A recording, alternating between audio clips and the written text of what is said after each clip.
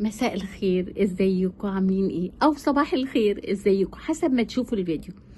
انا النهارده بعمل فيديو عشان اقول لكم ان اي حد اتأثر بينا او لمسنا حاجة عنده من فيديوهاتنا في الوعي حياة يكتب لنا الفيدباك بتاعها، او اي جملة في حياتك اثرت فيك وخليتك تبقى احسن، او خلت يبقى عندك طاقة ايجابية، يا ريت تكتبها لنا وتبعتها لنا على صفحة الوعي حياة واحنا هننشرها. حابب ان احنا ننشرها بصورتك او باسمك كان به، مش حابب زي ما تحب. غير كده وكده احنا عايزين منكم تقولوا لنا بتتمنوا ان انتوا تشوفوا ايه في الوعي حياة اكتر، بتتمنوا تشوفوا ان احنا هنعمل ايه في السنة الجديدة. لو عندكم اي اقتراحات او افكار يا ريت تقولوها لنا. احنا ناس ايجابية بنحب نشارك متابعينا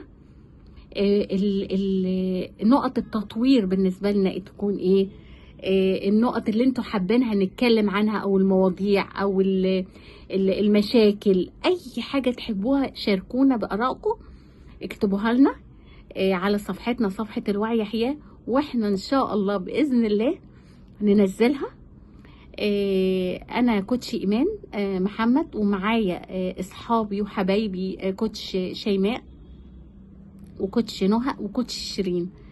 اي حد استفاد مننا بحاجة يكتبها، اي حد حابب ان احنا نتكلم في موضوع معين او حاجة معينة برضو يكتبه، اي حد لايف اثر فيه او استفاد منه يا ريت يكتب لنا الفيدباك بتاعه. شكرا ليكم وشكرا لمتابعتكم، احنا بنكبر بيكم وليكم، وربنا ان شاء الله يزود من وعينا ووعيكم باذن الله مع الوعي حياة، لان الوعي بيعمل فينا ايه؟ بينورنا. فيا رب الطريق اللي جاي يبقى كله نور وكله حب، كله امان واطمئنان باذن الله. شكرا لكم.